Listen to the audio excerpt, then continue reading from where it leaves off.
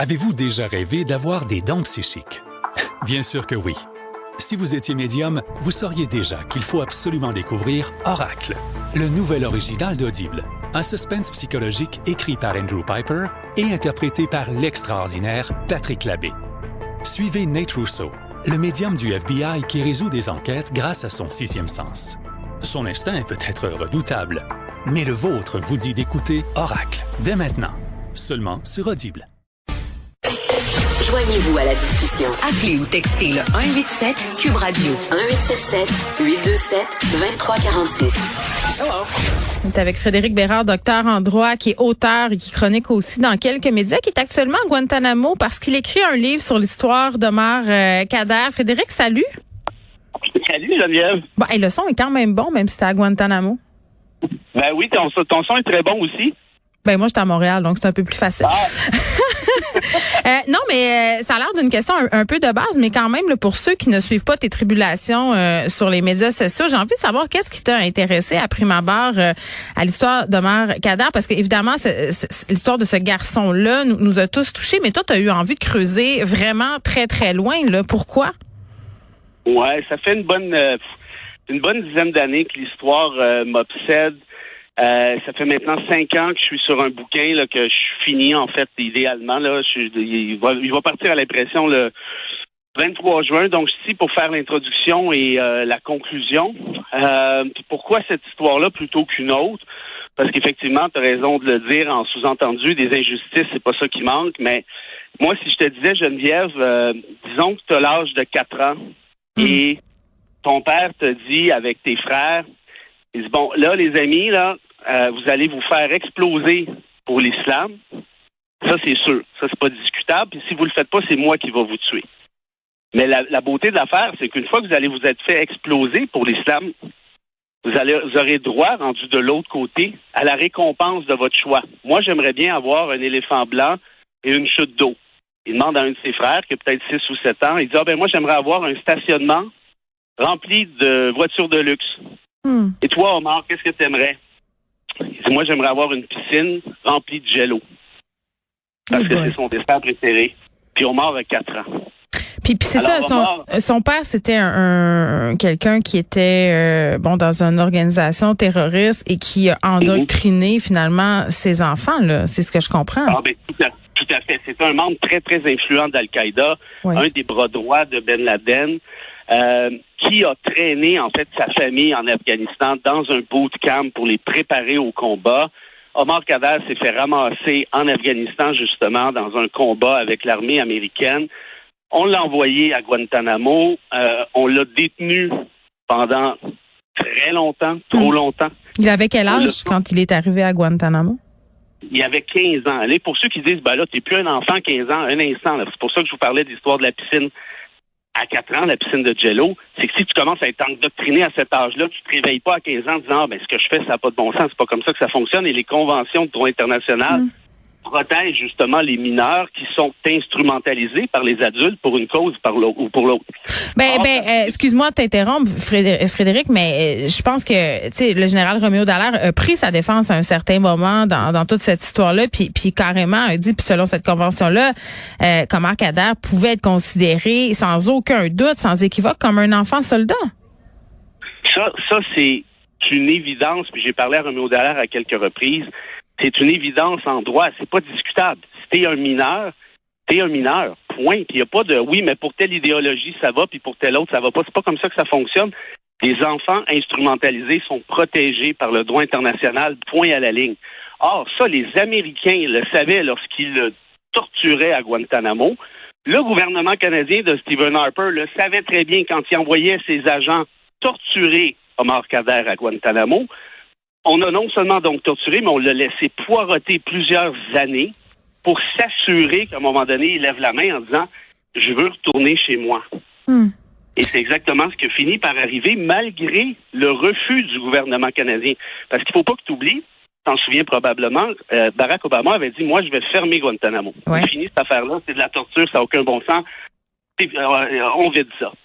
Or, tous les ressortissants repartaient très aisément avec des claquements de doigts. Un des seuls qui est resté, c'est Omar Khadr. Pourquoi? Parce que le gouvernement canadien refusait de le rapatrier. Pourquoi? Parce que Stephen Harper voulait faire de la petite politique avec ça, en disant, regardez, moi, je suis contre le terrorisme, c'est pas vrai que ce gars-là va revenir ici. Or, dans le bouquin que je suis en train d'écrire, j'ai pu savoir ceci, puis je te donne une espèce de mini-scope, si tu veux. Hillary Clinton a déjà dit à l'avocat de Khadr, que j'ai rencontré, on veut bien vous le retourner, votre client, Maître Edney. Mais si le gouvernement canadien ne veut pas, qu'est-ce que vous voulez qu'on fasse? Oh! Ben, c'est ça. Alors, tu sais, moi, j'en veux aux Américains. Fait que c'est Stephen Harper qui bloquait le truc selon ce que toi, tu as découvert, selon la théorie que tu avances en ce moment. J'en suis certain à 1000% maintenant. Et j'en ai maintenant encore davantage la preuve depuis que je suis ici, parce que j'ai appris ceci. Écoute ça. Il y a 780 personnes qui sont passées à Guantanamo depuis le début, depuis le 11 septembre. Des 780, il y en a seulement 41 qui ont été accusés. Là-dedans, il y en a plein qui sont morts, qui se sont suicidés, tout le tralala. Et de ces 41-là, il y en a seulement 8 qui ont été soit condamnés, soit qu'ils ont signé un plaidoyer de culpabilité pour sortir. Et dans ces 8-là, tu as évidemment Omar Khadr. En d'autres termes, les États-Unis, avec Guantanamo, ne veulent pas condamner des individus, mais ils veulent les détenir de manière préventive, illégale, arbitraire, pour les faire jaser. Puis après, ils les retournent. Et ça, on me l'a dit, je le sais maintenant de source sûre. Mais Frédéric, dis-moi, Omar Khadr, est-ce qu'il a commis des gestes terroristes, des gestes violents? Ben, ça, c'est l'autre affaire. Tu vois, toute la thèse américaine tenait sur le fait, Omar Khadr a lancé une grenade. Ça, c'est une autre affaire qu'on verra dans le livre. Puis là, si j'arrête pas de te parler, je vais vendre des punchs à tout le monde, puis personne ne l'achètera. Non, on va le lire quand même. T'es bien gentil. Mais en fait, la thèse principale, pas principale, une des thèses du bouquin, premièrement, ça change rien. Quand tu es un enfant soldat, tu es un enfant soldat, tu es protégé, peu importe ce que tu fais. Ce que dit d'ailleurs Roméo Dallaire, comme tu l'expliquais. Ouais. Mais en plus de ça, quand il est arrivé ce combat-là, premièrement, Omar Khadr n'a pas fait sauter le métro Berry-UQAM, là. Il n'est pas débarqué à Montréal, il dit, tiens, je vais faire boum. C'est pas ça. Les Américains sont débarqués dans un établissement. Puis là, je ne prends pas la défense d'Al-Qaïda, évidemment, mais j'essaie juste d'expliquer un peu le contexte. Or, dans cette bataille-là, on est venu dire après coup que Khadr aurait lancé la grenade qui aurait tué un soldat américain et qui en aurait blessé un autre. Mais ce que j'ai découvert, ça c'est quand même assez fantastique, là. Le rapport initial de l'armée américaine elle-même, d'un général qui s'appelait Wyatt, disait clairement que ce n'était pas Khadr qui avait lancé la grenade. Mais on a falsifié ce rapport-là 6 mois plus tard pour dire, finalement, il n'y avait pas Khadr et un autre individu, il y avait seulement Khadr pour faire. Mais pourquoi? Parce que c'était le fils de l'autre puis qu'il voulait avoir de l'information? C'était quoi le but? Ben, moi, la seule thèse qui tient vraiment, c'était un peu ça, parce que là, une fois que Washington a traîné Khadr à Guantanamo, ben là, ça prend un peu de preuves là, pour essayer de faire croire à l'opinion publique que c'est correct de détenir un enfant soldat. Donc, on a essayé d'étirer cet élastique-là, mais en plus de ça, tu as mis le doigt dessus.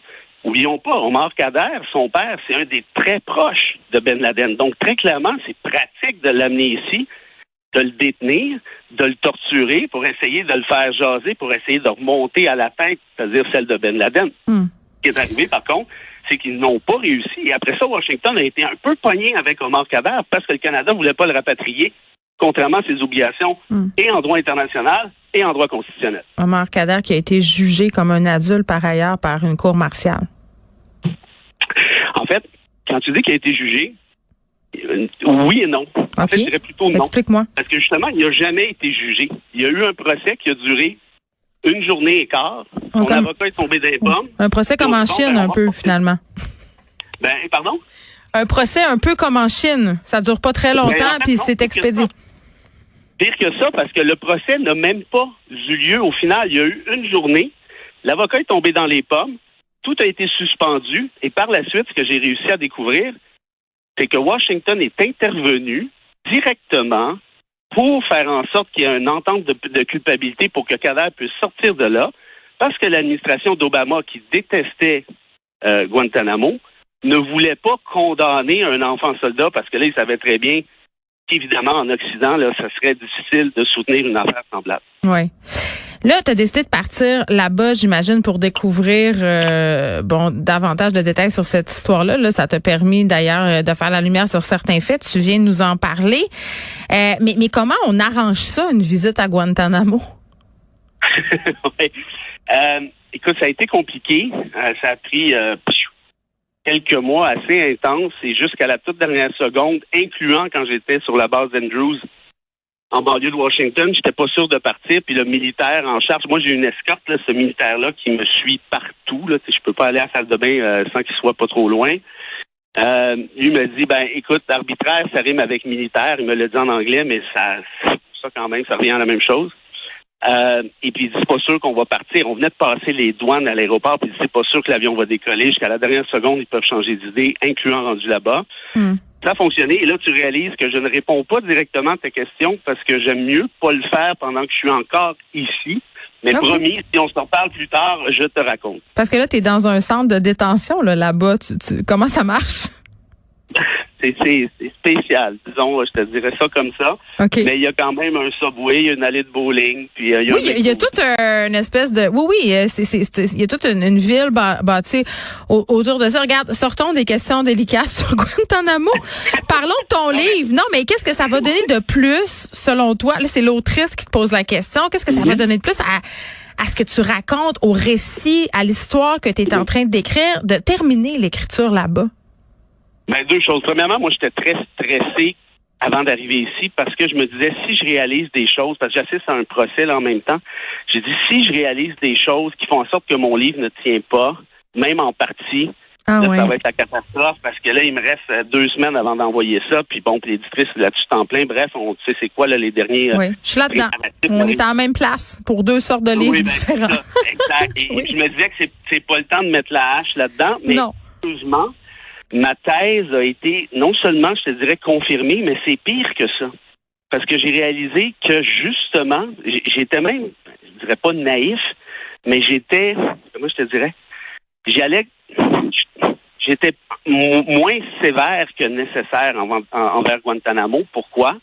Parce que je pensais peut-être un peu naïvement que les États-Unis voulaient, avec Guantanamo, au-delà de l'affaire Khadr, voulait qu'il y ait une certaine forme de justice très, très imparfaite, très partiale, puis même, je te dirais, un peu écœurante, tu me demandes mon avis, mais au moins qu'il y ait une idée de justice qui s'applique à quelque part, même si elle est absolument abjecte.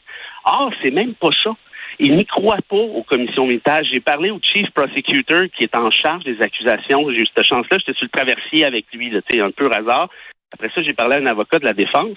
Et les deux me disent la même affaire. Ils disent, moi, je m'en vais, là, je suis tanné. C'est dur, c'est bon. Puis ils n'y croient pas. Il y a des enquêtes préliminaires. Par exemple, les accusés du 11 septembre, ça commence à faire un petit bout de temps, là. Sont encore au stade de l'enquête préliminaire. Ils n'ont même pas de procès. Il n'y a pas d'arrêt Jordan là-bas. Ça, c'est certain. Jordan, c'est 3 mois aller-retour. Alors, pour ceux qui critiquent Jordan, de faire un tour à Guantanamo, vous allez voir, c'est une autre histoire. Bref, tout ça pour te dire que là, j'ai compris, enfin, qu'ils n'ont jamais voulu, je me répète, mais condamner Khadr. Ils voulaient le détenir, ils voulaient le faire jaser sous torture et le retourner par la suite. Ils n'ont pas pu faire face au Canada cet objectif. Faut que je te laisse aller, Frédéric Bérard, très, très bientôt. Là. Mais ton livre, là, si tu nous reviens en un seul morceau, ce qu'on va souhaiter, ça va sortir quand? Ça dépend avec ton entrevue, on verra. Hein? Ah non, là, tu peux pas me faire porter ce chapeau-là, mais est-ce que ça sort à l'automne? Oui, ça sort le 1er novembre si tout va bien, mais c'est la date prévue officielle coulée dans le béton et puis voilà. On dirait que j'ai envie de te dire si Dieu le veut, mais je trouve que je peux me garder une petite gêne. OK, Frédéric Bérard, bonne chance avec tout ça. Sois prudent, docteur en droit. Frédéric, auteur, chroniqueur qui est là à Guantanamo pour compléter son livre sur l'affaire Omar Khadr. Merci beaucoup. C'est vraiment